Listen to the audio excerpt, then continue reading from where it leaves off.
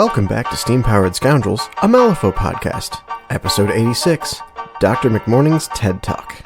Or is it Dead Talk?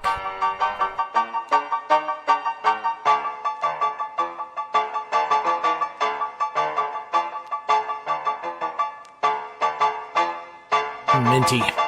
Mint? I have pre-mixed mint julep.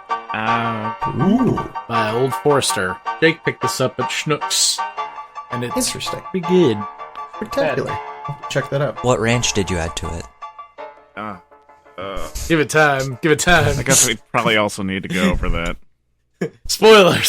Spoilers for the end of the episode. Oh. Oops. Oops. Spoilers for some kind of horrifying Midwestern monstrosity in the form of a restaurant. Welcome to Steam-Powered Scoundrels. Yeah, we're going to be talking about a tournament today, so it's going to be a little bit more meta-focused than we normally do, but we got some stuff in the bag that's less that, and also stuff that's in the bag that is more of that. But you know us, we just do whatever the hell we want, because we've been here for almost 10 years, and so I generally don't care what other people think. That is an absolute.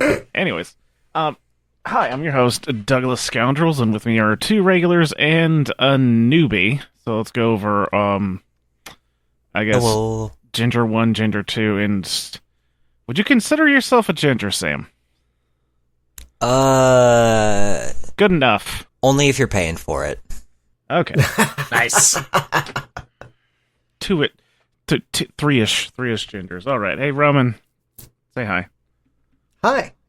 All right, that's Roman. That's the other guy, and then there's Nate, Hello. the other guy, and then new friend. Not new to me at all. Sam, say hi. Hi. Sam is a local player of the Des Moines scene, and probably a person playing more games than I am in Des Moines, possibly in Iowa. But Sam traveled with me down to this event that we're going to be discussing, so we thought I'd ask them to join us, and they said yes, and here they are. Yeah. Hell yeah. Yeah. Okay, so there was a tournament. Why don't we talk to the guy running the tournament? Oh my god, that was me!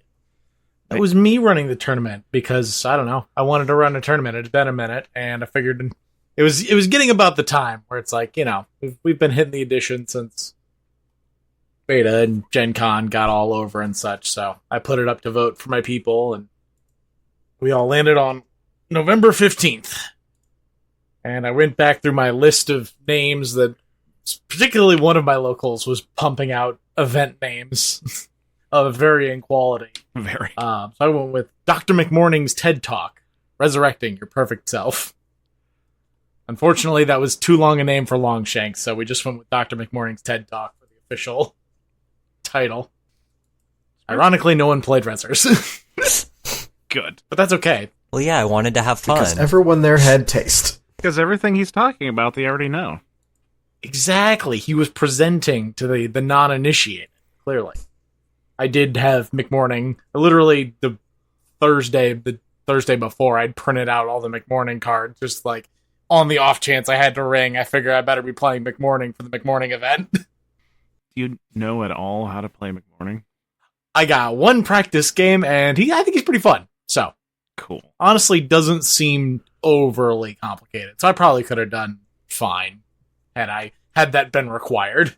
Would have had fun. One practice game seems like a good amount to have considered yourself to go to Malifaux Medical School. Hey, by Dr. McMourning standards. Alright, so Nate ran the event.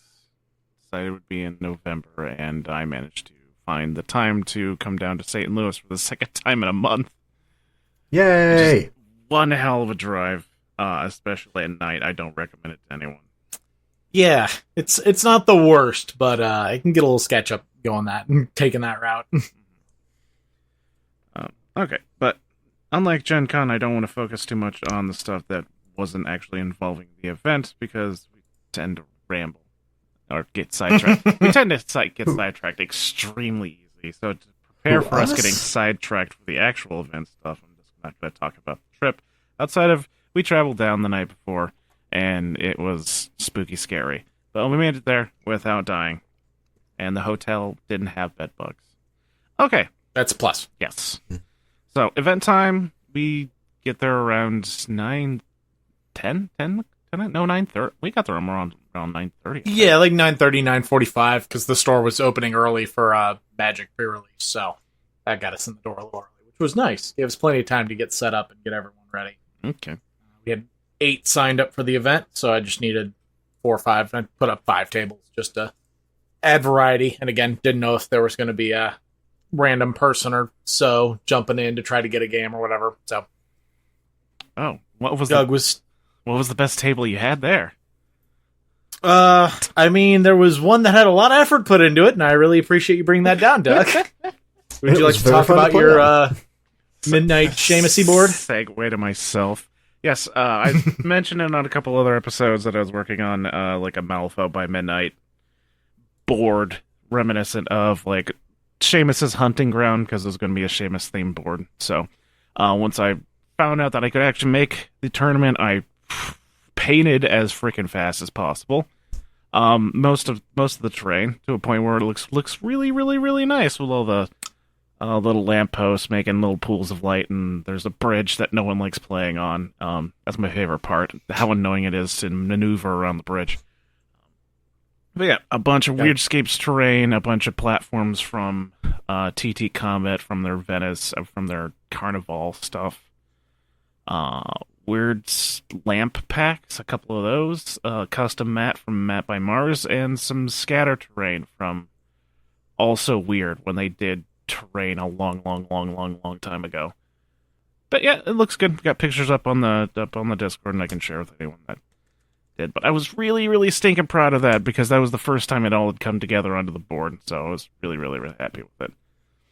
Yeah, I think the lamps really, really sell the effect of the nighttime, just because it adds these bright pops of yellow. It's like, oh, it's dark everywhere that isn't here. Mm-hmm. It's really... They should be hazardous glowy, though. No. In addition. No. As someone who had to go up against glowy tokens, that would not have been fair. Maybe for the Wong board. No. All right, you coward. Yes, exactly. Am the coward. I do really like how you ruled the light areas of essentially they are concealing, and I believe you had dents on there, except when you're in them, then they're not concealing for you. Like, I think that's really cool and very... It's a good way of using the terrain rules as they exist to make that feel as realistic as possible. I was certainly fighting the terrain rules throughout the rest of the day, though. But the rules for the lamps were, yes, they were just concealing terrain, the little pools of light themselves. But yes, if you were inside of it, you did not gain the benefits of concealment, nor were you considered to be in concealing terrain, because they didn't want to mess with people whose shtick was like, oh, I need a person to be in concealing terrain, and instead of it being under the brush, they're just next to a lamp. So I thought that was a relatively decent ruling. It's better than... I am not insulting anyone that wants to do an entire board of concealing terrain except for, like, lampposts, but that's a lot more of a headache that I wanted to deal with. But then each of them had their own little magnetized lamp post in the center of them, which was itself blocking and impassable. But if you destroyed it, because it was destructible, you got to remove both the lamppost and the pool of light. Haha, that's how lights work. Turns out that makes sense. Mm-hmm. No cap. But I had that and a couple other custom rules printed out on a sheet, because y'all told me that sheets are really good for reminding people how the terrain's supposed to work, especially when it works slightly differently than other things. And on the fly, we also figure out a good way to rule the large platforms, where I wouldn't be being hit for 7 points of damage on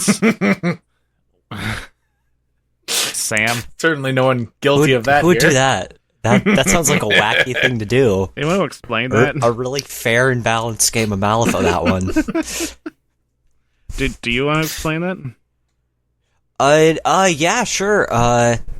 In Savage, the Cyclops can just say, hey, that terrain piece, everyone within an inch of it takes a point of damage. And it turns out when there's 6, 7 Lamau models on a terrain piece, they all take a point of damage.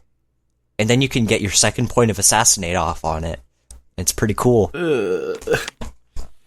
Yep. After Doug spent his entire hand trying to keep a model alive because Euripides just tried to beat the sense into some confused riders. They didn't understand what was going on.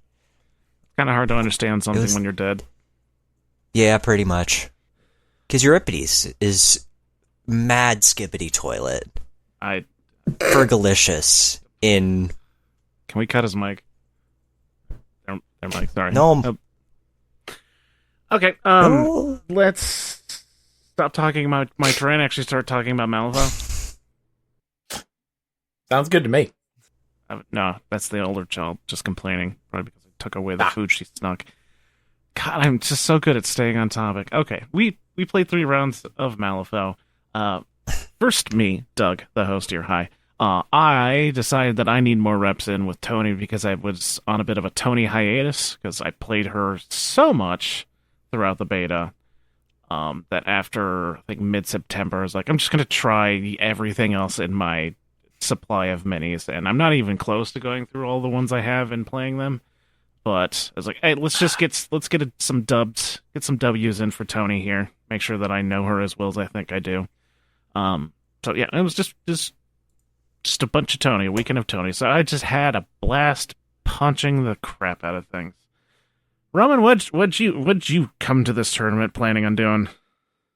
Well, since I knew Nate was going to be playing McMourning if he had to, I know that generally when I go to St. Louis, Nate's the Bayou player, so if he wasn't going to, somebody had to. So I brought my my Bayou bag, or bag loaded up with Bayou, as the case may be. Oh, I thought there was more, sorry. I can do more. Oh god, you've activated his trap card. So while I had 3 3/4 keywords in that bag, the only one that I'd had games in with recently, i.e. since the beta closed, was Whizbang. And I know I talk a lot about Brewy on here, but way back in second, Wong was kind of my second, and honestly, workhorse Bayou Master. And I didn't get a ton of play with him in third for various reasons. So, having chatted with Nate about him a bit here and there, I decided, let's go ahead and pull him out. And I came into this event with 4 games of Wong under my belt, and I wasn't concretely on this, but I was like, it's pretty likely I'm just going to solo him all day. In part because another thing we haven't done in a minute that a beginning of a new edition is ripe for is a 1st and 10. So I had been dutifully taking notes of the keyword kind of before playing games and kind of filling out little other notes as I played more games. So we'll be having that as an episode in the future once I finish the last 10 of them, or the last couple to reach 10. Okay, and Sam, what did you bring? Well, I wanted everyone to have a good time, so I told Doug I'm going to pack Euripides and Pandora. Everyone's favorite good time masters. Oh, everyone loves them. It's great. And some versatiles. Of course. The opinions of Sam do not reflect the opinions of Steam Power Scoundrels. No, I have it right here on my desk. I'm looking at a signed form. Doug thinks Pandora's the coolest, the poggest of champs, the most skibbity of toilets. I signed nothing, and if I did, it was under duress. The funny thing is, had our friend KC been able to join us for the event and picked Neverborn of the factions he could have played, he would have had a very similar pool, except he would have also had Dreamer in the mix. Yeah. So, there's that. Okay. Just had to get that representation in there somewhere. Well, because the game is going to be probably the longest point of discussion in this entire episode. Sam, why don't you cover your first game first? Oh, yeah, absolutely. I got probably the best crash course in, hey, Johnny Weird came from on high, angel of light, pillar of salt in the road, cupped my face in his hands and said, your master plays different now. You can't throw Pandora and the Poltergeist into their deployment zone and have a good time. And that was a revelation that I've learned pretty much every game I played with Pandora since the beta, and a few games during the beta. And I'm sure I will learn and forget and learn and forget and learn and forget a couple times before I say, I'm just going to go play Thunders or something. I don't know. And this lesson was taught by Lucius One, the very spiffy boy. And I learned also that in this new edition that involves raises and very limited card draw, having a crew that just passively draws cards when you do raises to them is pretty cool. Pretty great. Drawing cards is a lot of fun. Can't wait to do it. Gotta put that red coat on. Yeah, no, they stole my boy. I just finished painting him and then they just said yoink. And they didn't even give me anything. They stole my crutches. They stole my Zoraida. They stole my Lucius. This is treason, heresy of the highest order. I'm gonna go start a new schism with the church. Not another one. I've got my thesis right here. I'm gonna print it off. I'm gonna nail it to the door of my LGS, and it's gonna shatter because it's a glass door. And I don't know how I'll go on anymore. I can't. Candy doesn't even have an aura. That was actually first game with Candy. Learned that the hard way. I did the things I thought I was supposed to do through Candy in the middle of their crew and said, all right, what does her aura do? Huh. That's neat. She doesn't have one. She's a healer now. And then I said goodbye to Candy and Seamus did Seamus things. But the tournament, very on topic. It's just turned into a general Pandora lessons segment. Very confused, and I realized I was the Seamus. Yeah. Yeah, no, you had the new models. The new model looks great. His hat's got a little scaly face. It's pretty cool. It's perfect. But no, the round one was just a hard lesson in drawing cards is good. Especially when you don't. And the other person does. It's pretty good. Also, Lucius is apparently really good at kidnapping models. Or at least that's what they... Oh my god. I saved him the trouble, though. I was doing him a favor that game by just saying, hey, listen, you don't have to yoink me. I'll just go over there. I'll just be with you, and we can both stand in this deployment zone, and it's going to be a great time, and we're just going to both score what Agent 47 does what? He does what? That's the real one right there. He does Cuisinart. That lad is stabby. I did get the highlight, the Baby Cade special of Red Joker the stab in They Flip a 1. And it was great. That was beautiful. That And it poor was just like- doppelganger. Yeah, that doppelganger just got yoinked off a building and then stabbed by a baby. Like, only in Malifaux. Hashtag it. Rough. I'm gonna take a moment here to go over the pool so everyone knows what we're talking about in general. No, you're good. Just figure that's probably a relevant thing for people to know. So round 1, I named Set Lofty Goals. I named all these in relation to how McMourning would be presenting these at the TED Talk. Set lofty goals. The strategy was boundary dispute into a wedge deployment with the schemes of frame job, make it look like an accident, and take the high ground. Seeing the lofty goals, as it were. Ah, okay. Yeah, see, there's themes. Themes are fun. I thought it was just assassinate 3 times. That's wild. I Some people. don't think that's how it works, but I believe it. Okay. So, hell, Roman, how'd your first round go? So, first off, I got to play on your table, which, as I said previously, is pretty fun. Did much like. And I was playing... I don't care about this. Doug, how'd your round 1 go? I just played against some asshole.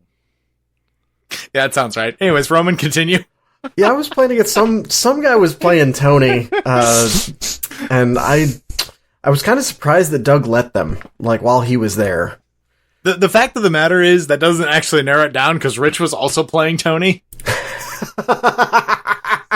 Really? Yeah, he played Tony for this round. Oh, okay. I missed that, but yes, I played Doug. So not only did I get to see Doug in Meat Space twice in a month, which was cool, we actually got to play a game, and that was fun. It was. Yeah. I'm willing to say that now. Yay! It was not bad. It was not bad. Except for one particular thing, but that's only bad for me. Yeah, which was a key thing, but we'll get to that. But yeah, so I brought Wong, specifically the Enchanter. My list that I ran most of the day was, there are some who call me Tim, because I think that's legally you have to name your Wong list that way. But this one I had called Crowded Stage because I took out one of the frogs and just brought 3 different lightning bugs, because for 4 stones, those guys are freaking amazing. Little annoying shits. We're good. Yeah. But let's see, what did I bring over here? We got Wong, his 3 flying piglets doing their best Bayou Colette impression. The Pigapult, because again, I think legally you have to. 2 Bokor, Hopscotch, and 3 Lightning Bugs, and a Swinehurst. And a lot of this is in Wong Enchanter's crew, doing crazy things with your tacticals, because you can charge with them, and you can also perform them through the piglets if they are within 8 inches of the model performing them. If you don't do it on a charge, that means the Bokor's leap can actually move it like 16 inches. Disgusting. Between 8 inches to the pig 6 inches, and their base size. It's very fun. It is very fun. So let's see. I started off taking Frame Job. Don't remember who it was on. Oh yeah, yes I do. It was on Hopscotch, because you have to. You have to punch the Dapper Frog. Someone's gonna do it. Yep. So I got 2 on there, and then jumped into Harness the Leyline, because I already had Bokors way out to the side, and if they didn't get their scheme markers down, I had the Pigapult ready to chuck some as well, which it did. And then finished up on Scout the Rooftops, because at that point had enough things in or near Doug's deployment zone that I could get that as well. Relatively low scoring on the strategy in this case, based on what I have in the app. I think we were accurate on that one. Because that was the one where we didn't realize that if we tied, we both got a point. Right, so it should be, what, 2 points higher each? An extra point we never got to round 4. Okay. Okay. So yeah, that overall, I was doing my best to support the frog in the middle of the Tony bubble. The swine curse did his best. It did not last very long because of Tony and a giant hammer and a few other things. Mm-hmm. But the frog lasted quite some time. And then Tony went off and killed 2 of the 3 lightning bugs very quickly. And I think got Hopscotch down to like half wounds, which I worked very hard to get him back up from that. And Wong just kind of jumped in the middle and said, "Look, glitter bombs. Look, everybody." I had to pass so many simple duels. You did. I think all of our turns you were shuffling your deck like... I went through about a deck and a half each round. Yeah, there were a lot of simple duels. But yeah, it was a good time. Doug, you want to spin your side of things on here before I just do a full play-by-play, which I know we don't need to do? We don't need that, but yes, thank you for stopping yourself. Okay, so this was my standard Tony list because I thought the standard Tony list would go just fine here, and also I never played against Wong, so might as well make things easier for me on my hand so I can try to wrap my head around whatever the hell Wong's doing. So this was Tony 1, Mouse, Amina, a rune, captain, a gunsmith, a Union journeyman, and the emissary, who is far more important to this crew than Joss will ever be. But yeah, that was pretty simple. Run to the center and start causing havoc. Turn 1, with obeys and pulls all throughout the crew. Was fairly easy to get make it look like an accident. I don't remember who I eventually got that on. I think maybe the Swain Cursed. I think, was that the swine curse where I had to come over and figure out the it was. ruling? So if there's any rules lawyers or particularly clever people who can elucidate the interaction of obeying an enemy swine cursed to fall off of a building and take falling damage, does the swine curse then get to do their free attack from who hit me? And who controls that attack? It puzzled me, so I ruled it that it wasn't a friendly effect because it was an enemy obey and therefore didn't qualify for the free action. But I'm willing to hear rule suggestions to otherwise. So if there is anyone listening to this who thinks they have a better ruling on that, please let me know, because I would be curious. It didn't matter much to my game plan. It was just icing on the cake. I need him to take that plink of damage for the score. And then I looked at his card and was like, oh, do I get this? Yeah, it was so... like 5 different directions you could take that. Uh-huh. I'm trying to remember what my 3 were after that. I don't have the chain memorized yet. Hold on. I can find it. You went, make it look like an accident and break through into frame job. That's what I've got on Longshanks. Yeah. That was intentional because something that I feel like some people are going to make good use out of is basically scoring your second scheme before the first turn is even done. So I had seen, I was like, breakthrough is super easy with Tony. At least I feel like it is. So it actually, the primary thing was to get to breakthrough through make it look like an accident. So I knew it may look like an X was going to be easy, so I'd already set up my schemes, like my center line and deployment zone schemes turn 1. And so I only needed the actual scoring scheme marker turn 2 when it came around to that. And then frame job. But yeah, no, it was a very good back and forth, rounds 1 and 2. I hit the frog like once and then stopped caring about him. I was like, I got more important things to do and I'm not going to chew through all these wounds. I could, but that would probably cost me the game. So I just threw him around and tried to get him away from my minis. But, round 1, fine. Round 2, I gave up the strategy point round 1, mostly to soften up the Wong crew, and also realizing that if I'm always a point behind on that, I can more easily catch up with the catch-up benefit. So I think we were tied on turn 2 and turn 3. I ended up getting the strategy point because Tony went like 24 inches. Yeah, she was booking it that turn. Yeah, she can go really far if she needs to, just with teleports. Probably not 24 inches, but a really long distance to kick a marker out of my deployment zone. The, I guess, last highlight or low light of that was me not reading frame job well enough. Because I had that in the bag. I could have done it on anyone, and I chose a model that was on my table half. So, like, first activation, I moved them away from the frog. It was the journeyman. They weren't doing anything the rest of the turn. I mean, the rest of the game, because I have so many ways to drop ski markers. So I moved them away, had them false claim, and then the frog ran away. I don't know if you were smelling that or not, or you just wanted the frog. Not at all. I was just like, I need him to be in the middle, bothering as many people as possible because he has Don't Turn Your Back. Yep. So I think I had, before you moved him around, I had engaged Amina, Mouse, Arun, and the gunsmith, just to be like, you can't go over and kick the ball back on my side of the table.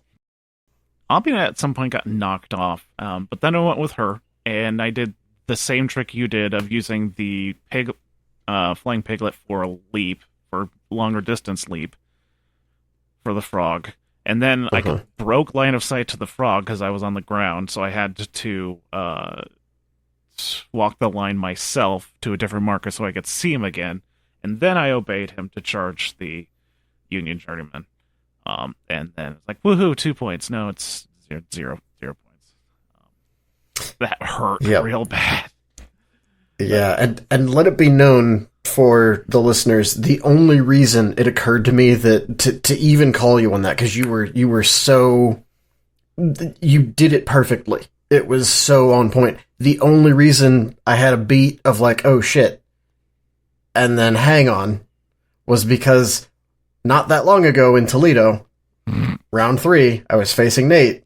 I took frame job on a showgirl. I knew I was going to, so the end of the turn before, I walked her up, dropped a scheme to make it look like she was doing the scheme I was doing that turn, and I just didn't get that one. That's fine. Or I didn't remove that one. And immediately, the next turn, he goes in with... Who Lenny. Was it, Nate? It was Lenny. With Lenny, just reaches around Colette to punch the showgirl in the face. And I'm like, aha, frame job. And he triumphantly is like, nope, you're on your side of the table. Yep, and this was like, what, turn 3 of that game, and I'm just already incredibly frustrated with you because you're playing Colette and I'm playing Somer. It just brings up every boiling memory of our starting the game in 2nd edition. I'm just like, fuck you! Yep. Even when... No points for you! Yeah. And your showgirl is dead! I got a little unsportsmanlike, but it was funny. It was funny. It's good. I just find it especially funny because based on that game, I think Somer has me pushing the boulder uphill in that matchup going forward this edition. Oh, I know. By quite some time. But anyway, due to that had me go, hang on, searching memory banks. Doug, you might want to reread that. Yeah, so I happened to be nearby, and I was like, oh. Yeah, but that might have... I don't want to say definitely did, but it might have cost me the game because I was down a point after the end of turn 3. We only got 3 turns, but Wong has a lot of steps, and Roman brought a large pool of models. Yep. The other point of, I guess, sadness, no, fun. I still think it was clever, is that obeys are so much worse this edition because you have so many more things you can do with them because now signature actions are no longer banned from off obeys. Limits. Yep. So I attempted to kidnap one of Roman's minis with the pick-a-pult through a flying piglet, but stupid height rules blocked line of sight to it. Gremlins are height 1. Yeah, but that's guys. That could be like a 16-inch kidnap. self-kidnap, it'd be silly. drag a model back to the Pigapult, which, if it's too big, can't be thrown yet. Wait, no, if it's unique, it can't be thrown, right? Correct. Yeah. It can only throw minions or non-uniques. Okay. Mm-hmm. So, Sam, before we continue on, what was your round one pool? I mean, your crew. The crew was... Here, let me pull it up in the app. It was Pandora, Despair's Desire, with Baby Cade, Carver, Candy, an Aversion, the Effigy of Fate, and who am I forgetting? Delirium. I took Make It Look Like an Accident, because Delirium can kind of just do that on his own. Just with, like, the hasten token from the Effigy, the charge, he can just kind of be on the halfway point as soon as, and just say, hey, you, go back to your deployment zone, please. My intent with that was the deployment was Wedge, and my opponent's deployment zone had, like, a really big building where the tip of the wedge was, and he had the emissary sitting on top of it, and I was like, I'm watching, I'm waiting. I don't even care about the second point. I'm just going to call it as soon as you step off that building. You are not coming closer. You have to hide that emissary, okay? It's scary to me, and it makes me sad on the inside. So if it goes off the building, because you're not going to walk it, I'm going to call it. And it did that didn't work out how I wanted it to, and that's okay. But I did deny his I think it was Take the High Ground he took, or I thought I did, for like 2 seconds, because trying to control Lucius is like grabbing smoke, because obeys are bullshit. Because the entire Lucius crew has obeys for some reason. Yep. It's almost like they're all law people or something. Like, oh, what? Oh, you can read books, huh? You passed the bar, silly? Well, guess what? It's not 5 o'clock yet. You don't get to do that. But oh, you can? Because you have a wig? What, you bald under there, buddy? Sorry. You're good. I'm still salty. He drew like 5 cards around, and it's like, I don't even have my ancient crutches, ancient packs anymore. Like, what am I supposed to do here? Hit him less hard. Who does have Nefarious Pact? Alan Reed.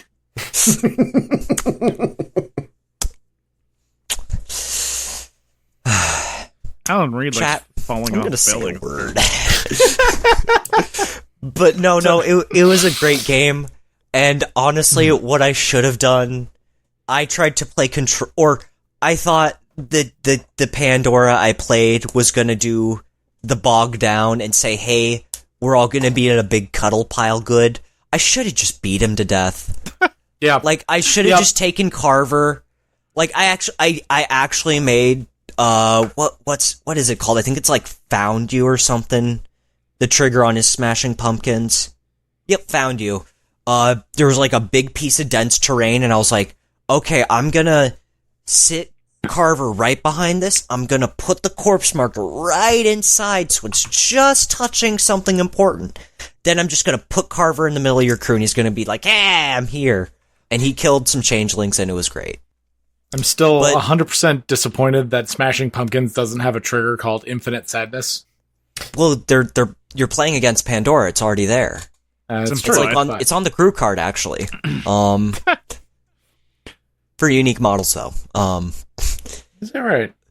But yeah, no, I should have just beat him to death, and that was my lesson that game. You had an original question, then I completely forgot it, Doug. I think it was just crew your crew. list. Yeah, it was just your crew list. Yes, that was the crew list was. You already said it. Oh, sick. Yeah, you good. Good, bud. We got there. Yay. Sorry, I am back home from working a 12 at the hospital. So my brain is at least 30% paced at the moment. So I'm either going to be That's really exactly how funny much we need. or really nonsensical.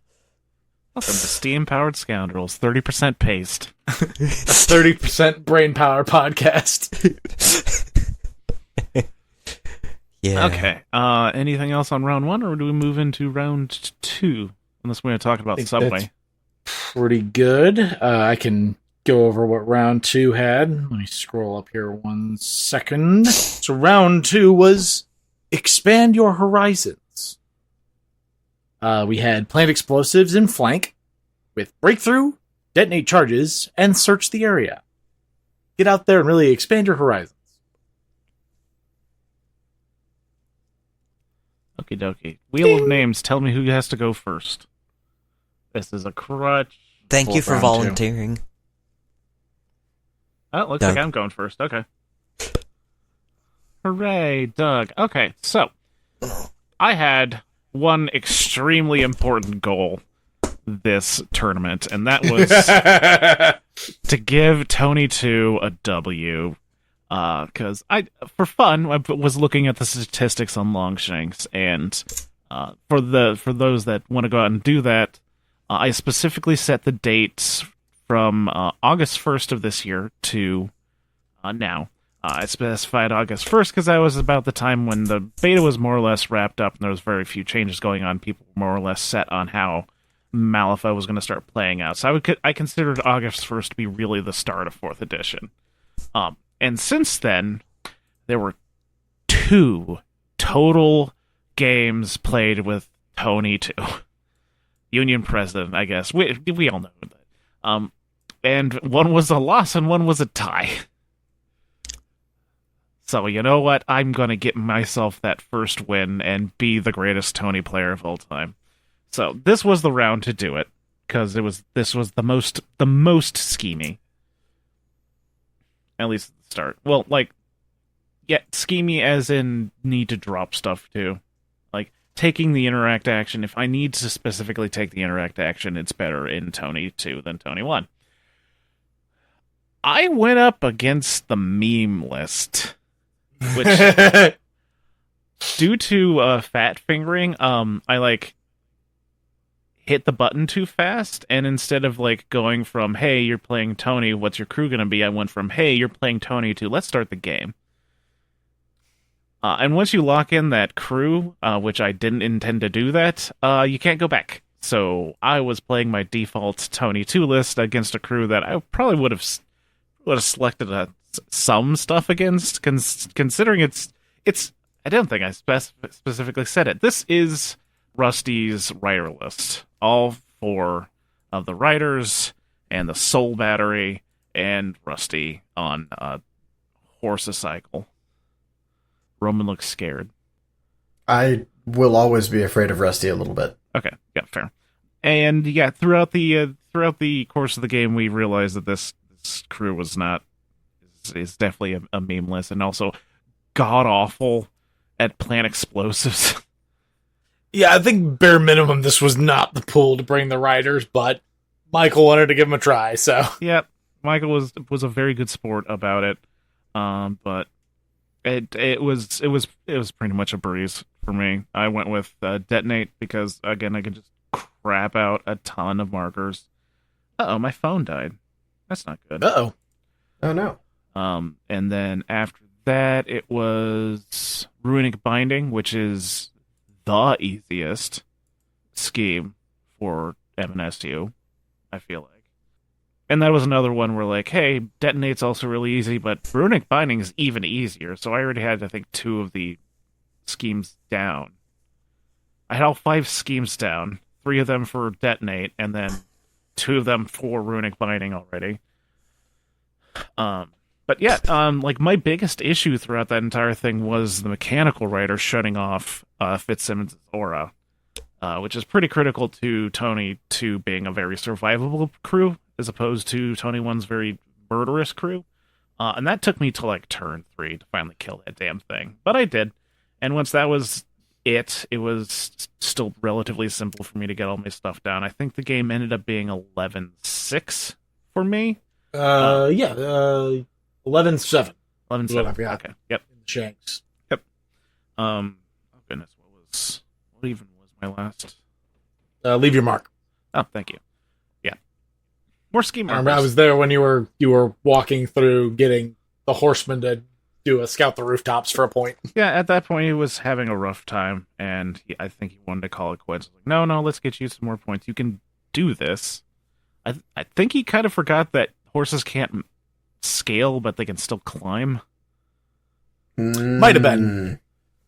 He hasn't played regularly in a minute, so he might not have specifically had the differentiation in his head. Well, I think if you read that as a fairly, I'm not saying he's a fairly new player, but if you're just reading it at first blush, like, oh, they can't climb at all. No, scale is a specific word in the game. Yeah, I could see where that might catch someone if they're not fully. Turns out, when you are move 8, climbing a height 2 building is a fucking breeze. Not that much of a sacrifice of your movement, yeah. Not really. Any highlights of that? I only summoned one model. I might have if I was in more of a desperate fight situation, but I never found the real need for it. I only needed a saboteur to blow up stuff, and that was really it. So play Tony 2, don't worry too much about summoning, just worry about scoring. The list. That's Tony 2. Fitzsimmons, because you gotta. Arun, the captain. Amina, Joss, and a elemental boxer and a union journeyman. I think that's 8. That sounds right. I think all of my default lists are right, but that was me. It was fun, and I got the first win for Tony 2. Yay! Still counts, even if it was against a meme list. Of course, Michael. It was Michael, right? You said Michael. Mm-hmm. Yeah. Michael knew how to play the crew. Very much when you only he knows how to play Malifaux. Like Yeah. he's no slouch. He's not just handing the game off. But I definitely don't think that was the best crew for that particular scenario. Looks like Sam is next on the what did we do turn 2 situation. Well, having learned my lesson about control and thinking and reading, I decided no. My hairline, whack. My auras, whack. My abilities, I don't know what they do. I'm just gonna hit people for 4. Euripides 2, with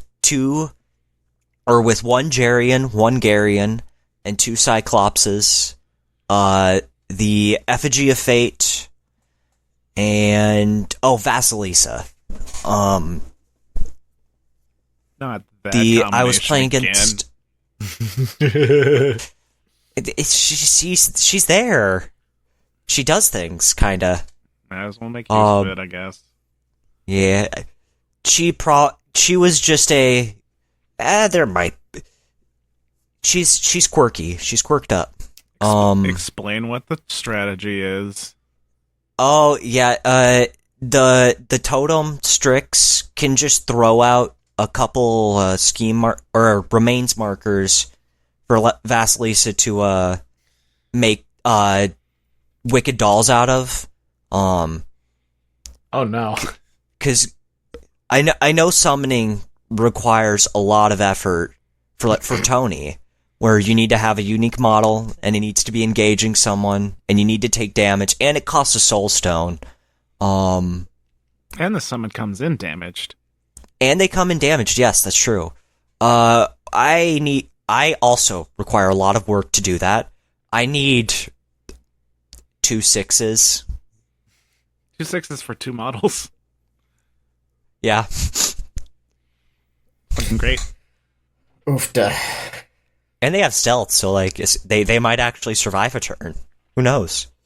But no, my opponent was playing Karis 1. Very nice guy. I don't know how familiar he was with her, just because with the spider bots and everything. I can't think of the last time I saw Rich play Karis. I think the last time he played Karis, he was playing the second version. I don't know if he's put Iron Threaded on the table yet. So this might have been his first game with her, first or second, depending on what I know he played Tony round 1. So this might have actually been his first round playing Iron Threaded Karis. Which, by the way, love the art. Super excited to get into my 7th faction when when Karis' new model comes out. But no, it was surprisingly fast how fast Euripides' crew is, because to start things off, he threw the fire starter out on a wing and just, drop a bomb top of turn 1. And then a hastened Gary the Jarian just sprinted over Naruto running down the field and bopped him on the head and say, "Hey, you extended too far. You were within, what was it, with the hastened, he's move 8, 16, you were 18 inches away from my deployment zone. That's too close. That's my personal space. That's my bubble." Yes. The one thing giants are known for. Wicked overland speed. Well, the Jerry the Garian, he's got 5 arms, so that's a lot of Narutoing you can do. Again, I just continuously think of them rolling around like Katamaris. Yeah. Oh, just build beautiful. up speed and then just start tumbling. But yeah, no, with the I don't know how much actually Karis targets willpower, but the Garian and the Jarian were both able to survive really hard, with the crew carts giving them pseudo Aegis versus I think it's just magic and gun attacks. They were super chunky boys with all the health and the smacks. And Euripides really likes peons, actually. They're really great because he has just a 12 range stat 7 attack to ping them for 1. And then if they die, he gets to draw a card. Hey, card drop. Actually, no, sorry, I lied. He gets to look at 2 cards, draw 1, and then say the other one is cringe and throw it away, or put it back on top. I don't think it specifies jokers when it does that. Wow. Which is great. Love that. But no, they set up in the middle, did all the smacking around. Euripides sprinted into the deployment zone and killed Deacon Hillcrest from full for assassinate. Schemes. It's, I don't just murder. The first one was, pull up the game. I've got search the area. Yes, search the area first. They're the big blocks in the middle of the board. Just run up, slap down a ski marker or 2. And then just the Cyclops just from halfway across the table put another one down. And that got that. Went into it from that. Here, let me pull it up, make sure I'm looking at the right ones. Harness the ley line. Again, Cyclopses are really good for putting ski markers down. Plus with Vasilisa, she did her job. Top of turn 2, I had my Wicked Dolls out.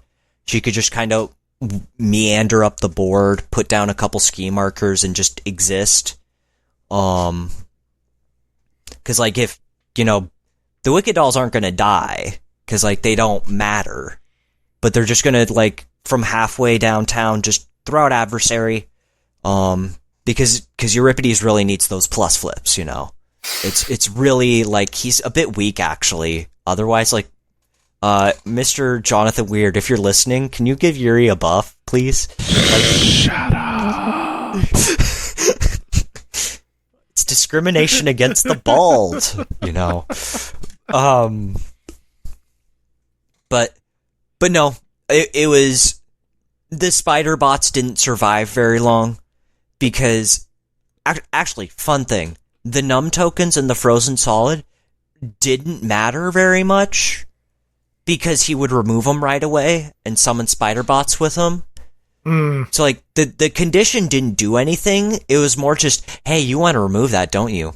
You want to make your little 1 hit point model, don't you? That'd be really good for you, wouldn't it? It was feeding you card draw, which is Yep. value on its own level, which is kind of crazy. Yeah. But the main thing I kind of took away from it was like, Yuri's just good. He's faster than he should be. Like, hitting like a truck and having cake to match is great, but it's like, I can touch anywhere on the board I want to, and that's good. Like, Turns out. yeah. R.I.P. Nephilim, long live Nephilim.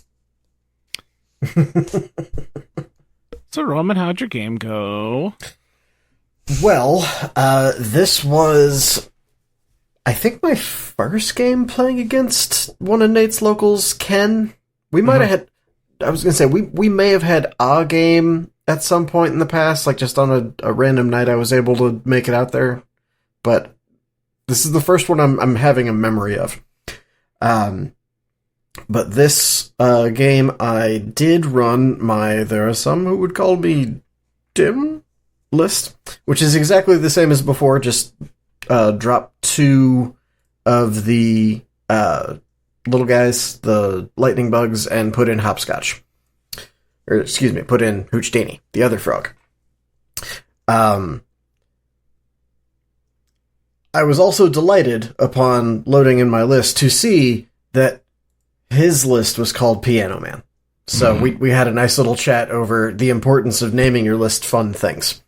If you're not doing that, you should start, because it is scientifically proven to make your models play better. It's like the best thing for them after painting them. But he was playing Captain Zip, Cloud Chaser, and let's see, what all did he bring? We have Zip, Earl, First Mate, Mossbeard, 2 Wrestlers, 2 Swashbucklers, and an Iron Wing. And I had done some games of Zip earlier in the beta, but I didn't remember all of any of the things that had changed for him. So part of my brain was kind of reverting to 3rd ed with this, going, oh, I'm going to have to move real fast, because in 3rd ed, Zip could just get all of his bombs down turn 1 and then still be in your face to say, you got to deal with me to actually play the game. This was not the case, though with the FAQ, he can do some nasty things like drop pianos on top of explosives, which weird, you also need to confirm if you're intending for the bomb to stay under the piano or move to the top of the piano, because it's kind of in a what are we doing here situation at the moment. It's an odd choice. Yeah. Don't know why they made that choice. Yeah. Yeah, not to spoilers, but that was round 3 for me a little bit. Yeah. And I mean, it was effective as far as keeping his bombs effective, or keeping them protected. But I also had different ways of removing them, like piglets who didn't have anything else to do other than charge to nowhere and drop pyrotechnics markers. But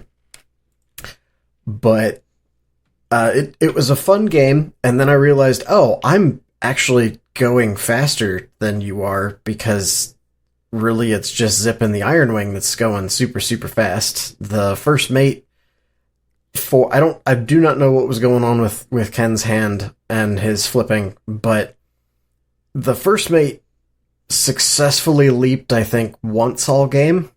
Oof. No, twice. But the second time, he cheated a 13 to make it happen. Ooh.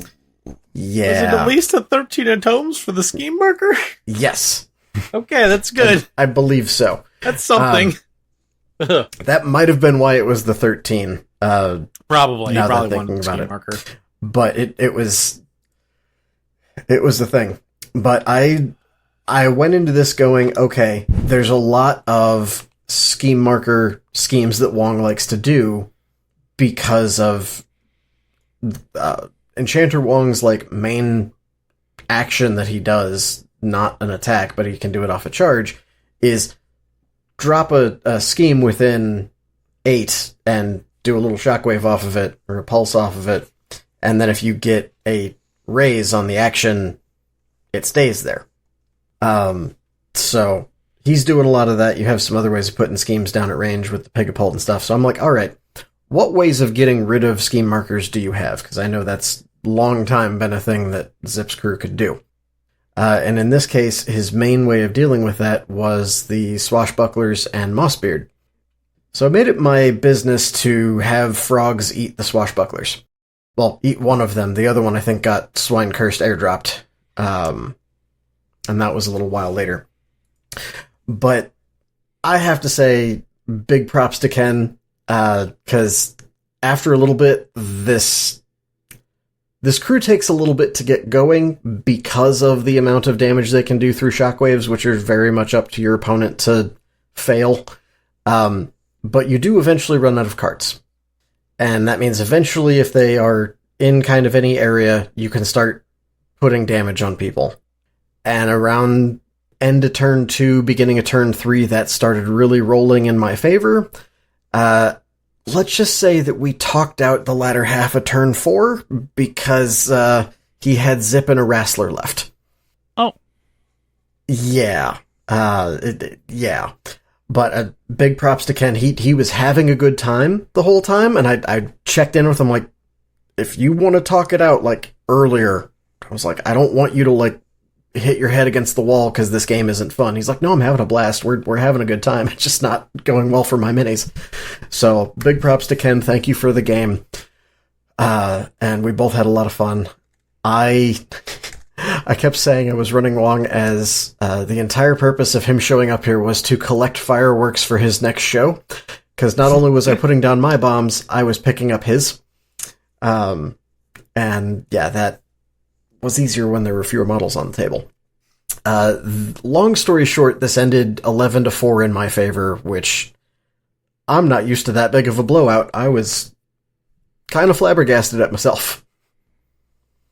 But it was a good time. You're so cruel, Roman. No, that's just an illusion. It's the magic of the show. Okay. Glitter bomb! That was that was everyone's turn 2. How's the event going, Nate? For you? That was going great. I mean, I had the benefit of, you and Roman and myself and plenty of very rules knowledgeable people, so like a lot of the major issues really managed themselves. There were a few things here and there that I needed to answer. I think at this point, during round 1, one of our locals had shown up. Sung had shown up just to stop in and say hi and check in on everybody.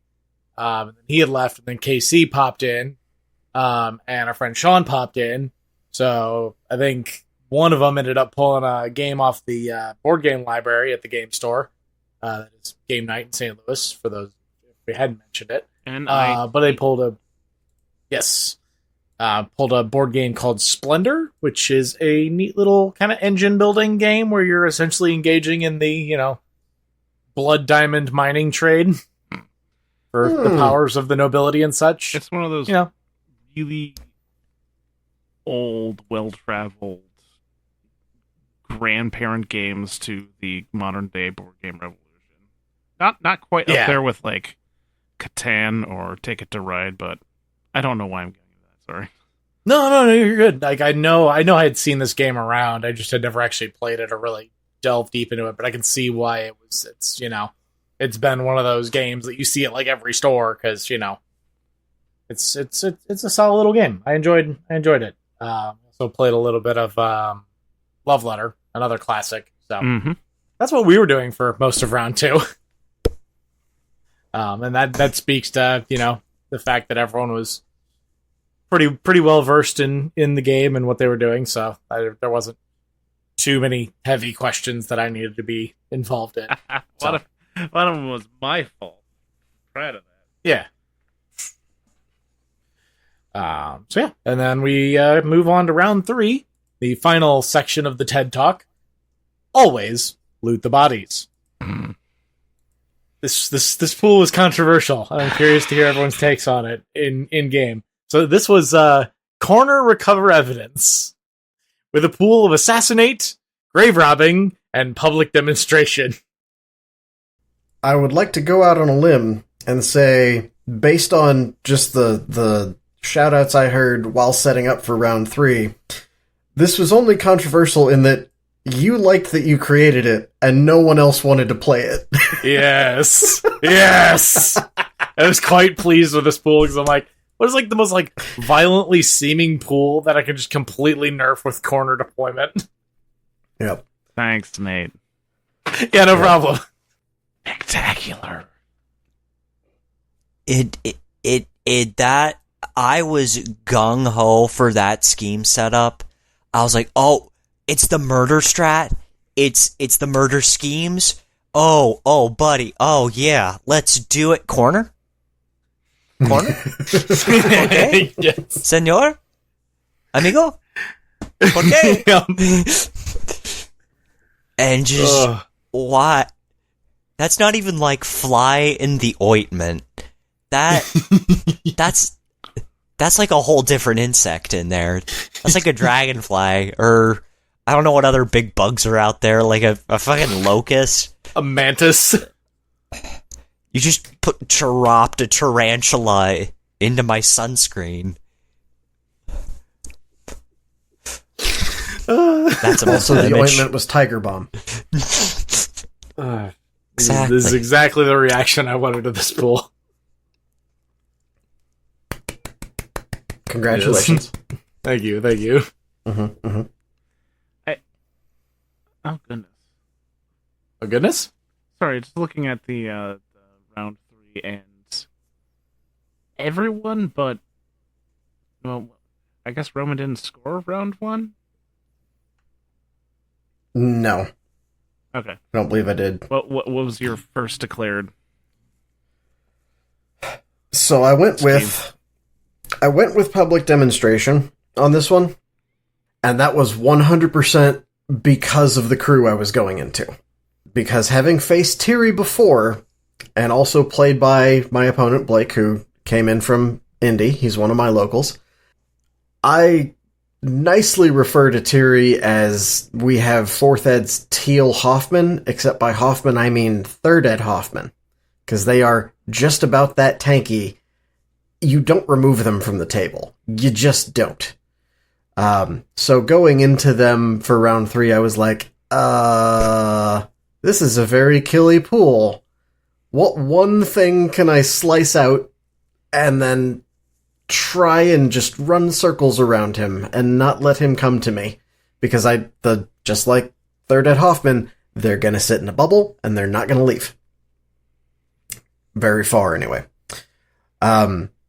So that's why I went with public demo, because they're all going to be in an area. If I can drop some schemes in that area, we'll be okay. Because otherwise, as I'm guessing what you were seeing, Doug, is everyone else went for assassinate? Hey, yep. Yep. Ken Houston went with grave robbing as the one exception. Nice. Well, I guess Yeah, you I were actually sure got a chance to practice this one with Wong the day before with Aaron, who was playing Lucius. And So you played round 1 with Aaron. I thought it was 3. Okay. No, it was 1 because I was going to make sure you weren't paired again for round 1. Oh, yes. Never mind. I can't control round 3. I can control round 1. Yep, that's true. Anyway, so that point I was about to make is out the window. But yeah, I was like any other time, I would absolutely take... Oh, I know what it is. I played round 3, practiced it like a couple weeks ago at Indy, and got assassinate for 2 points round 1, because turns out throwing your frogs up the field to then just eat people is pretty great. This was definitely, to unpack, was an exercise in using the Pigapult to like move forward and hear piggy people up to them, because I knew I wasn't going to get anybody in range to actually throw anybody, so it became instead, follow me, I'm the Pigapult, and everybody came to him. It, them, however the Pigapult identifies. But yeah, that turned into, and this Blake in My Games had another little wrinkle in it, in that the app, for whatever reason, after the setup, never showed us the start game button. It just sat on waiting to start. So we were using the paper to track stuff. But yeah, so I tried public demonstration, and he was, I think he was looking for it, since he knew I would at least try to get a point, and assassinate wasn't really on the table. And he had Parson go late enough to remove one of the markers or move, I think it was Ouroboros ahead in range from actually being in scoring position. So that turned into Harness the Ley Line, because the Bocors didn't have anything else to do this game other than go wide. Which that went pretty well. I do not remember what his second scheme was. Long story short, without... Okay, yeah, and that makes sense. Charges. Yep. Was that the pile of ski markers around Ket? Yes. That was... I think he had all 4 or 5 down, just right. And Ket was standing on a pile of ski markers. Yep. And then using a combination of, I think it was something Ket can do, and Tiri's action of, hey, I'm going to hit you, everybody within 2 of you, and then move all of you. And I'm going to spam that my every activation. Yeah, I'm not a fan. It's a bit much, even for a master. But yeah, that was, hey, I'm going to move people into the detonate area after they've already gone. So Hopscotch gave up some points there, unfortunately. But I like to think that he gave Ket some fashion advice while he was there. Anyway, long story short, the only thing I killed that game was Ouroboros. Because I knew if there was anything that left that bubble that could destroy my scheme markers, it was the little guy with Steamroller. So I did everything in my power to pound him into dust, which eventually did happen. So that was the one actual kill I got this game.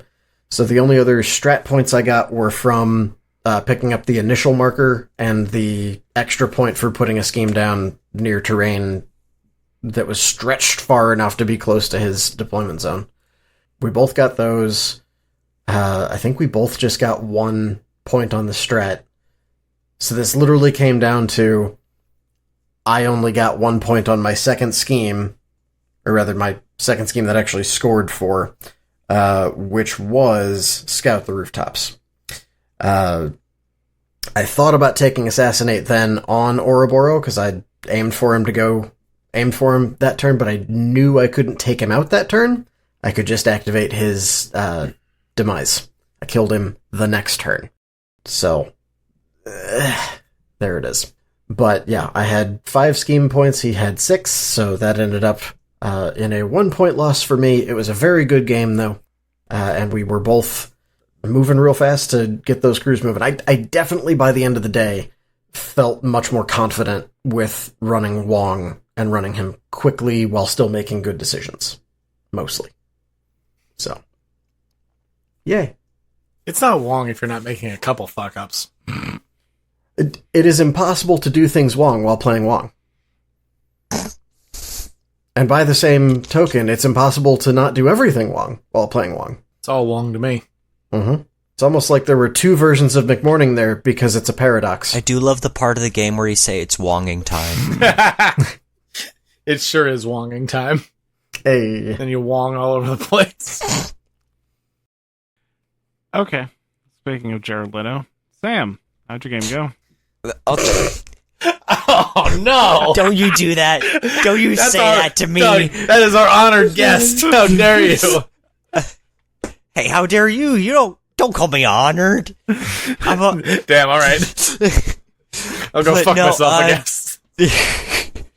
Round 3 was rough. I was part of why I called out the piano markers can be on the on strategy markers. That's a mechanic. That happens. I would absolutely rule against that if it wasn't explicitly in the FAQ. Mm-hmm. Yeah, I was not proud of myself that game. I got tilted very quickly because my opponent, he was a great guy. However, when you apologize for engaging with a mechanic, such as putting down you're covering the strategy markers. Don't apologize each time you do it. Own that shit. Like, I play Pandora. Like, at a certain point, you just have to be like, hey, Candy's here now. You have to be okay with that. But no, I got the very valuable reminder that I forget every game of Malifaux, that I have to know what my opponent does and what they can do to engage with the strat. Because, like, enemy gamers can game too, and they game with their crews. And I thought I was being smart for the strategy with Yuri 1, because it's like, oh, he's got, like, a 10-inch range. That's really cool. Like, and he's got stuff to make my guys go fast. So we'll zoom up the board real hard and then, like, do Jarian things on them. That was not what happened. Because turns out, you know what also really helps you go out and reach your opponent? Charging. With your 2-inch melee. That's also good. You can't charge with a magic attack. Yep. Unlike cough cough, some blue bullshit. I mean, regardless. The Zip hard countered me round 1. Just the, hey, you can't target me outside of 4 inches. Really hurted a lot when I was like, I'm gonna play family in purple with, sorry, crews, yes. I was not very imaginative, with my crew. It was Yuri 1 with, what's it called? Primordial Magic, the totem. Agarian, Ajarian, and 2 Cyclopses. The Effigy of Fate, and the Ziggy Sisters this time. Cause I was like, marker removal? Question mark? It costs a stone, and it's got a 6-inch range, so that didn't help much. But,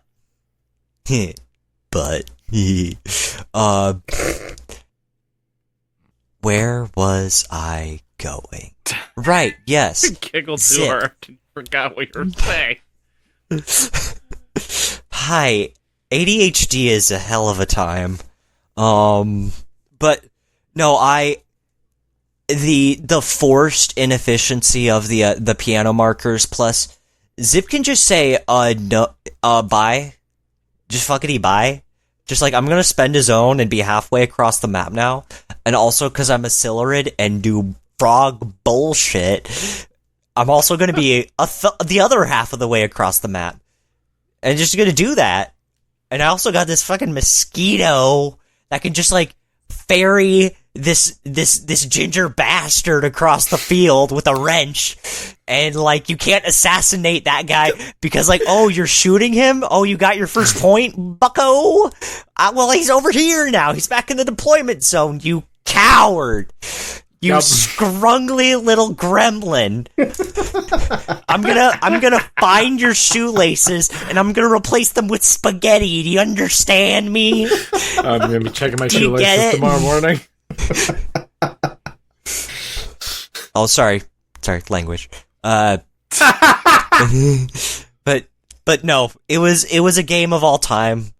I got Malifaux on. There was a lot going against you in that board. Like, when you were the one who set that board up in the morning. Oh yeah, no, I thought like, it's gonna make a Euripides player sad. Yeah, and I specifically was like, let's leave some lanes just to make things a little more, in case someone plays Euripides on this board, real Chekhov's gun there. Yeah. And then just the combination of that board into Zip with the 4-inch stealth turn 1. Into that particular scenario, it's just so much that was not in your favor from the get-go. Yeah. Dang, it's almost like Malifaux has unique crews that do different things. And like, if only there was a crew with flying that I could have played, that I could have packed with me to this tournament, Could have played a lot. If only Neverborn had that. Yeah. Probably be your favorite crew. Oh, yeah, no. Listen. Hashtag Clopper Gang, Or We're not going to talk about clop jobs in this recording. I think we just did. No, we mentioned it. We're not talking about it, though. There's a difference. Okay. My turn. Round 3 went up against the guild player, Aaron. Still rocking out with Lucius.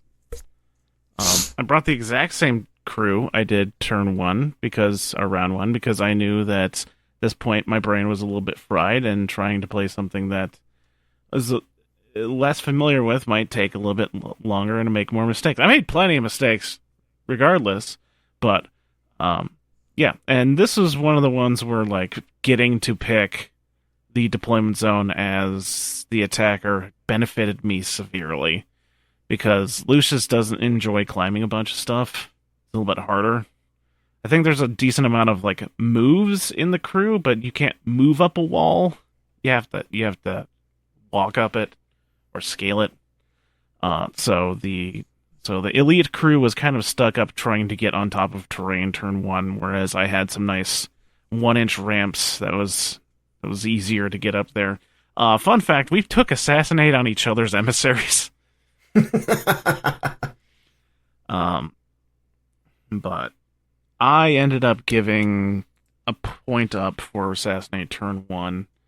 And despite like putting a decent amount of hits into the emissary healed for 6 over the course of round 1. And also I made a weird amount of misses on him. So I didn't end up scoring anything turn 1, but I was happy to keep it because I know he needed to die anyways. And one of the things that Tony's really good at is scoring schemes, so I'd have to get, full value schemes for the next 3 rounds, which I ended up doing, so yay me. I pegged that well. But turn 2 came around, whittled down the emissary, whittled down Agent 46. And my emissary ended up dying, and that was my only model that died. So, turns out, when your crew is designed around a bunch of obeys, obeys are attacks, and if you're engaging a model with caught in the ring, you have to target that model when you make an attack. And you can't make a master do anything with an obey. Yeah, I remember that time you engaged my Zoraida with Tony. That was me. Oh, it was Roman. Yeah, okay. Yep. I remember that. Still beautiful. And Aaron was very much not familiar with Tony's game, so it was just pile everything onto Tony and let her have fun. And she healed like 9 or 8 wounds, turn 2. And I could see the light fade in Aaron's poor eyes. Suddenly, like, the master you had, like, whittled down almost to killing her, and then, nope, she's back up to 14. Immediately stopped him from trying to hit her and just tried to escape the rest of the game. So, Tony 1 got to do what Tony 1 really likes to do, and just brawled the entire game. And I forgot that the Killy strategy is scored differently than it did in 3rd edition, so I didn't bother trying to get my second point. Turn 2 because I thought I had to have 2 markers, and I was spending more time killing the important models than trying to get as many markers down. And I was reminded later that that is not how that scoring works, but that was fine. Killed Agent 46 did nothing because Agent 46 was up against Tony, who's happy to get stabbed. And I think the other like highlight is I could be very wrong, but I think who's the lawyer henchman? Alan, no, he's an investigator. Alan Reed. Alan Reed took like 5 points of fall damage over the course of the game because he's got that really annoying aura that like puts you have to pass a TN10 duel to do anything besides walk. And so it was very critical to have him in the middle of my crew, which is kind of bunched up because that's how Tony's crews end up being.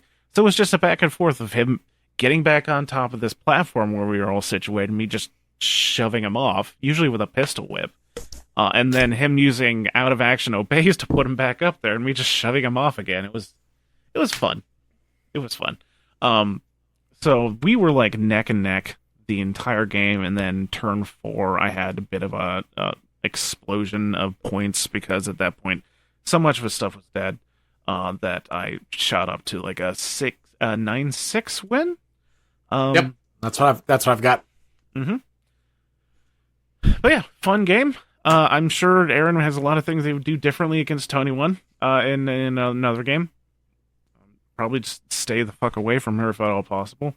But again, the deployment zone helmet, and I can do that in the general overview, which we can go into after we discuss what was our podium. Yes, event. That's me. Organizer. So at the end of everything, we had our friend Blake on top, having done a couple rounds of Nexus and that last round of Tiri. Second place, surprisingly not falling off a top table too far, was our friend Roman. I'm still not sure how that happened. Yeah. Loser of top table never makes second place. That's not how that works. You did something wrong, Nate. I think it was the combination of the big win round 2 and then only losing by 1 round 3. I think as the math there. And then Doug came in third. I'm that and guy. then we had Ken, Aaron, Michael, Sam, and then Rich as our lovely spoon. Almost everyone got best in faction except for Michael and Rich because most of the factions were represented by one player. Yeah. Okay, so just overall thoughts about your crews, thoughts about the tournament. Oh, I guess I didn't mention.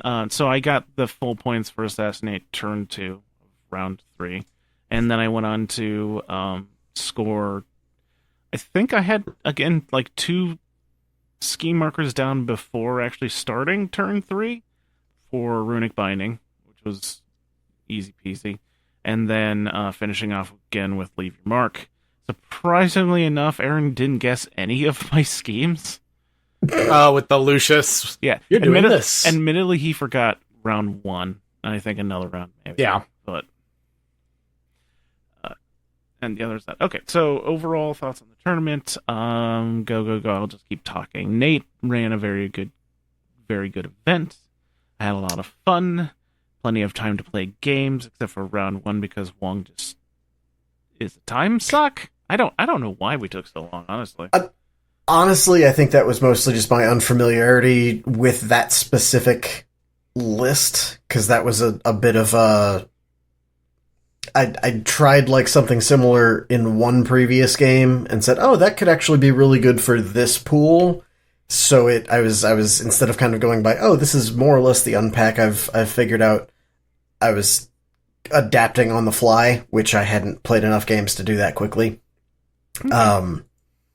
Yeah, I think that was really the big thing, is it was game 1 of the day, which means it was game 5 of Wong total, I think. So, because by the end of the day, it was like, okay, I got this. We're moving and grooving. But yeah, I think that was the reasoning. I just needed a little more practice with him. Okay. So thoughts on Tony from me, the world's greatest Tony player. Bare minimum, the number 1 Union President player for Lunchshanks.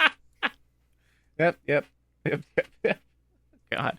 Okay, so this really solidified my thoughts that the crew is entirely about throwing a bunch of stuff at your opponent to make them not realize you're just really fucking good at scheming.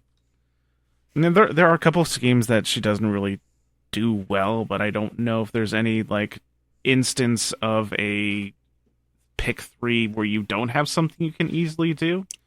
And some of the like the bad ones are just ones no one likes, like public demonstration, which I don't know anyone that enjoys taking that. It's just a lot of requirements. But I haven't found a crew that regularly wants to do public demonstration. it just seems like we got to designate a model and then leave the stuff next to it long enough for you to score it at the end of the turn. And At least most of the games I've played, minions are an easy target for activation control by killing them. So, just seems like too much work for compared to what else you could do.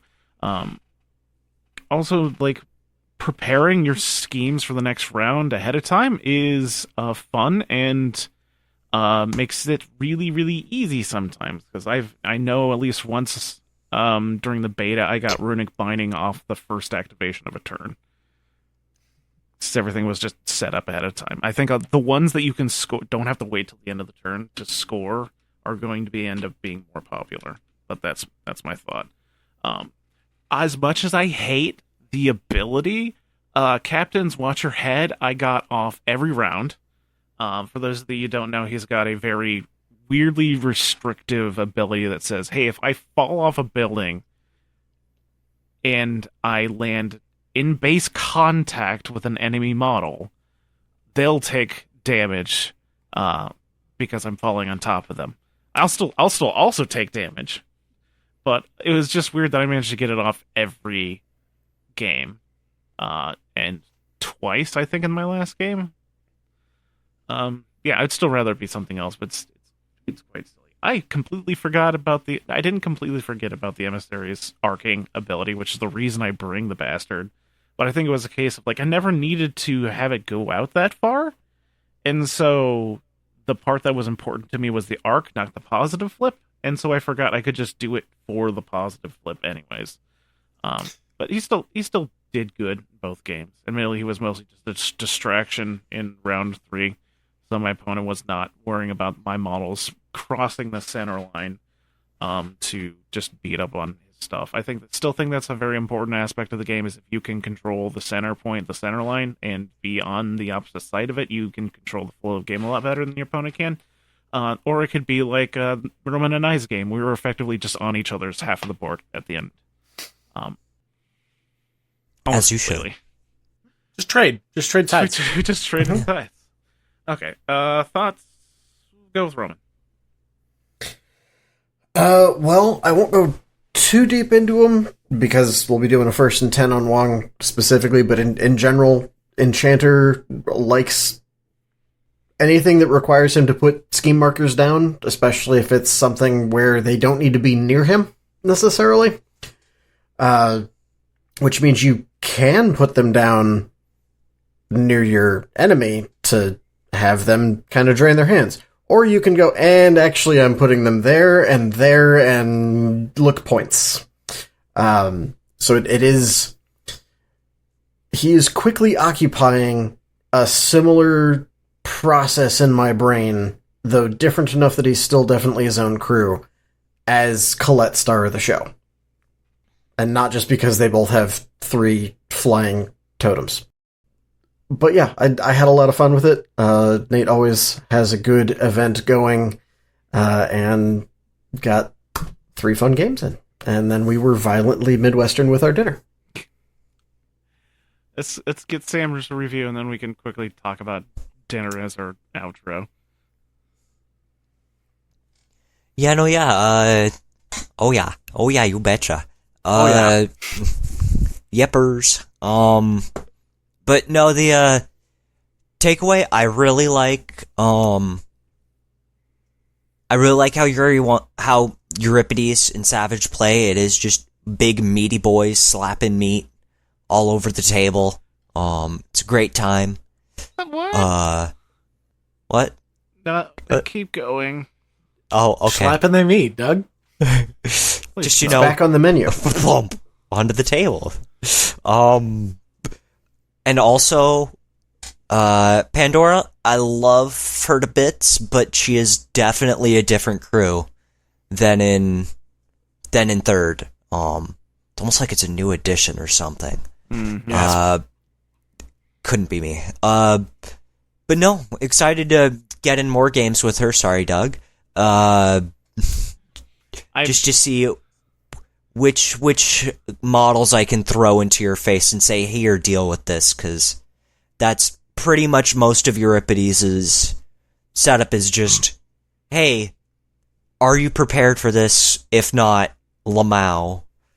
And if so, oofda. To keep things violently Midwestern. But no, it was a great time. Good to play with more than one person. I love you, Doug, but other people play not Tony, and it's great. And it's like you don't need to bring the body pillow with you to every game we play. Like I've seen it. We've got photos framed with you with it. Now I regret not having one. But I probably need to fix that. Christmas is coming up. I'll go bother Victoria later about it. There's got to be a website out there. There's probably multiple websites out there. We got a custom body pillow made that's just a chocolate bar on one side. On the other side, it is an unwrapped chocolate bar. Nice. We're very clever people. Okay, what do we, Nate? What did we do for dinner? So for dinner, I was like, what's in St. Louis that I haven't been to in a while and is open late enough to make dinner interesting? And I was like, no, that's an interesting choice, but surely they're not open that late. So we went to Twisted Ranch, which, if you can't tell by the name, is a restaurant in St. Louis that specializes in a variety of different types of ranch dressing and things in which to dip the ranch dressing. So it turned out that they were, Google says they're open till 11. The website says they're open till 9. And it turns out there was a secret third option when we got there that they were open till 10. So fortunately we had a good at least hour or so to get in there and get folks in for dinner. And they sure do have a lot of varieties of ranch. I think we tried, 17 different ranches? Oh, no. At least 34. That's what they have, but I think we tried 17 or 19. We got more than that. Because you're forgetting everyone's entrees as well. Like, both you and I got 3 in ours. And but I know at least in mine a couple of those were repeats. Yeah, but 6 more than the 13 we got from the super sampler feels a little low.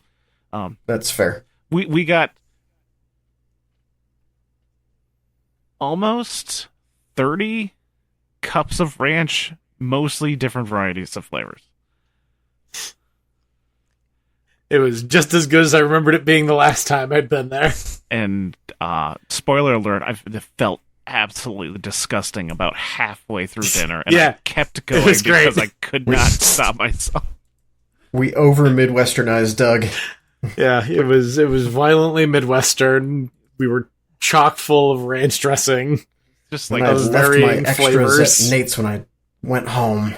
Yep. So I've been sustaining myself on mine and Roman's leftover ranch dressing cups for the past 2 days. Sucking them down. Tonight has been the first dinner that hasn't involved ranch.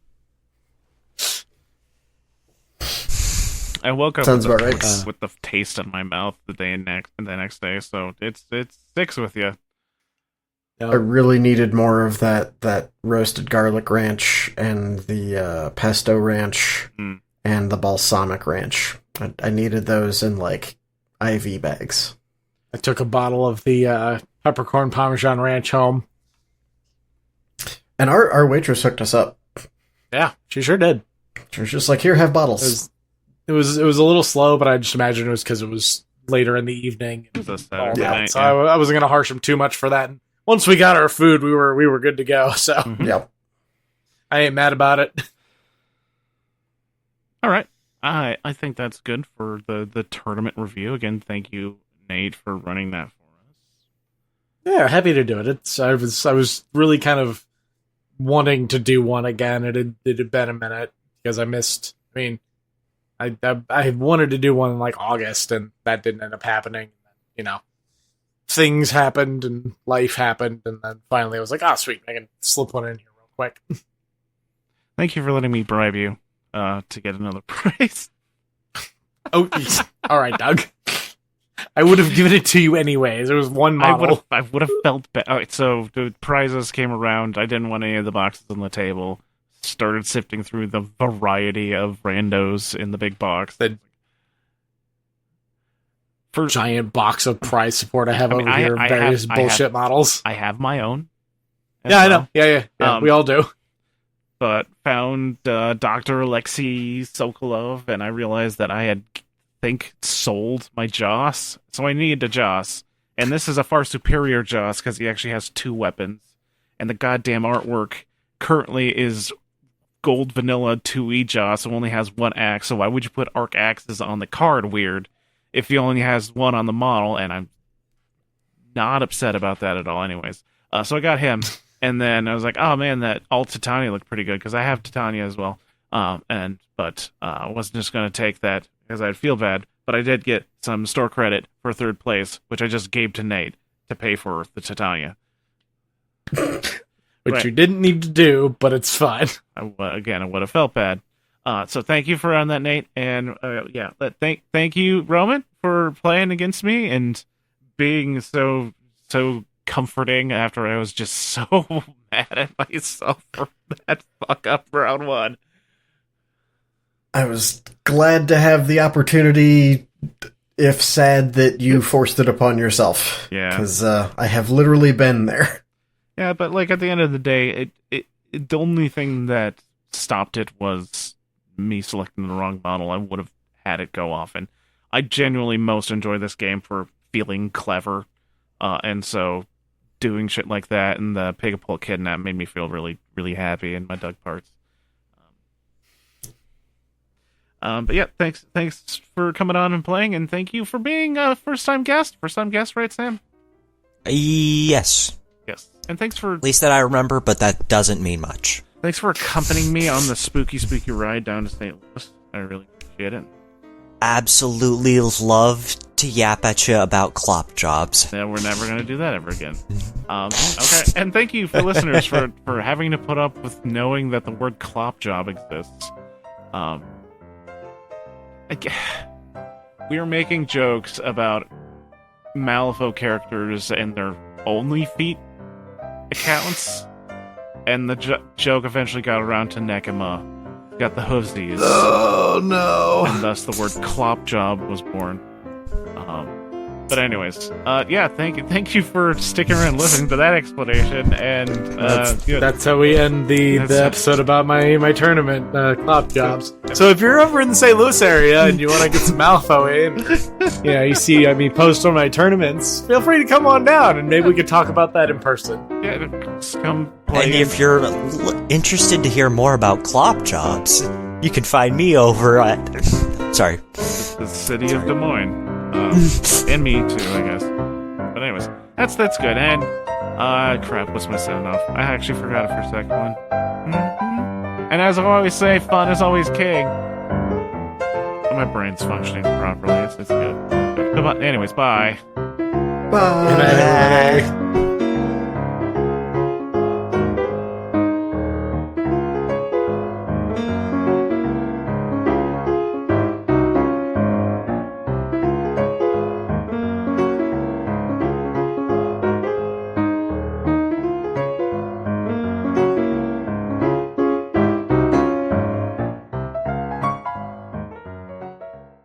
Songs used in this production are Villainous Treachery and 5-Card Shuffle. All music is created by Kevin MacLeod and is licensed under Creative Commons.